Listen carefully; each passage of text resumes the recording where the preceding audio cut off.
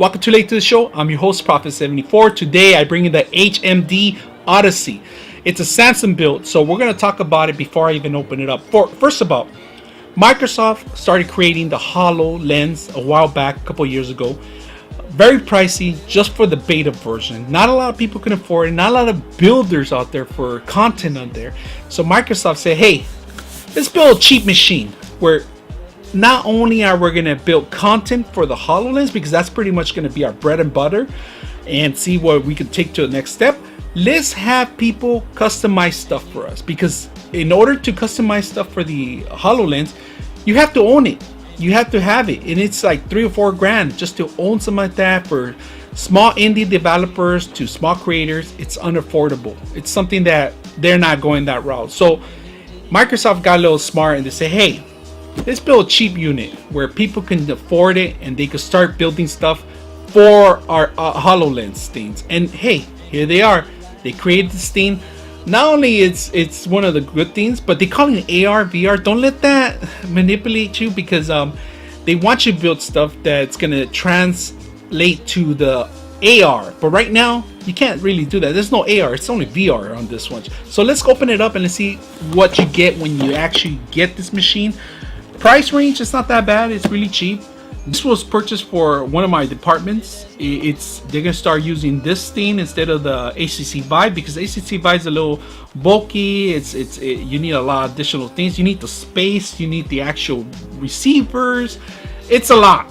So instead of you taking all your equipment with you, you just take this little box or something smaller that you could carry on this stuff, and you're all set to go. So let's open it up, see what you guys get. First of all, white box. On top of the actual receiver, instructions here, and 2 sets of AA batteries. So this is telling you it's not a rechargeable system. So let me put the box in the side of it. It's really nice and packed and neat in here. Everything's well covered in here. It's all away from the actual walls of the box, which I like about it. Whoa. It's all nice and neat. And now this is an actual controller. I'm gonna put it on the side here. There's the secondary controller. Now this one right here is the actual base, and there's nothing else you get in here. Hey, Prophet, what happened to the sensors that go around the system? Where's the cable, the long 10-foot cable that you need? Where's all the extra additional sensors and the charging station and all that stuff? It's not included in here. Why? Because you don't need it. This unit, let's open up first. Let's open one of these up so you can see it first. How neat it is. This is the actual controller here. It feels like an Xbox controller. You can tell it's a Microsoft kind of build. It has a Windows button in here. It has a trigger on the side of it. On this part of it, there's a little trigger here. It has a sensor, a trackable sensor pad right here. There's another little pad in here, like the Xbox controller. You could click on it. You can move around. You could click on the center. There's a menu button, and like I said, there's a window. Now, there's lighting in here. They all turn up when you actually turn them on, of course. The neat thing about this, you don't need an actual resting place. You can actually just face it down, and it's its own mount. Now, just to let you know, this is a little fragile, so don't mess with this too much. Try not to hit the walls. This is it's breakable, so make sure that you don't break this that simple. Now, just to let you know, this part is printable. They have it out in a Thingiverse that you could reprint this, that people have broken them. You can pre-print this and remount this stuff. Now, some of it's a little difficult, so follow the instructions if you ever do, or just buy an additional one. They're not that expensive. So I'm gonna put this one down here, and it's all AA batteries are just for those systems. Let's open the piece of resistance.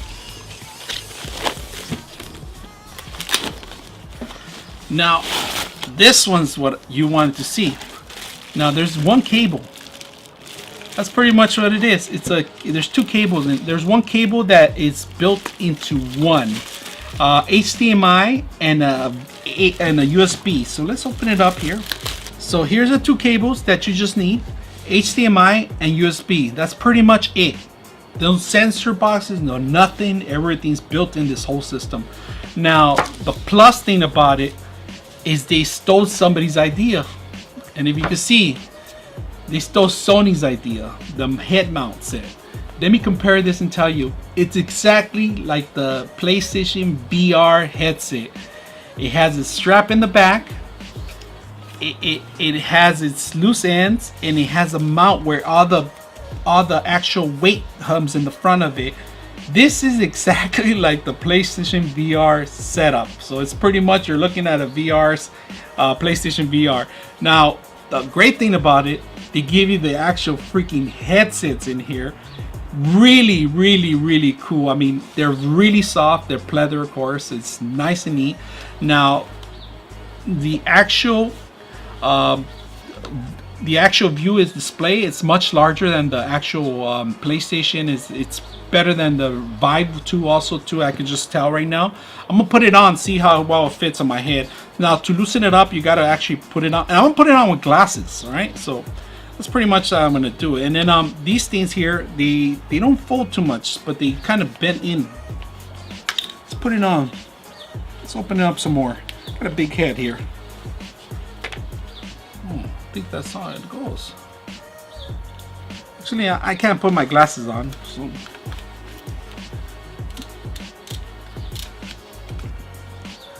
There we go. So I took out my glasses because I didn't want to scratch the actual lenses on my glasses or the actual input here. But it's very comfortable. I can't hear out anything right now. I can't hear anything from my surrounding. The headsets are pretty much covering my whole ear. They cover the whole ear here. They fit very well. The whole system mounts really neat. It has a resting place for your nose. It opens up some flaps so no light can get in. Overall, it's very comfortable. It feels exactly like the PlayStation VR headset. All the weight is in the front here. You don't really feel it anything in the back or in the front. It's very neat, very comfortable. I could spend a couple hours on this system. I don't think I will get tired on this. This is something that you want to play, maybe Doom, or if you want to play other games that are going to take you long hours, like the Skyrim VR. This is probably pretty much what you want to be using. Very comfortable, very neat. It has its own headset, like I said. Really awesome little device. Now, it has a couple of sensors. Let's talk about a little bit how this thing works.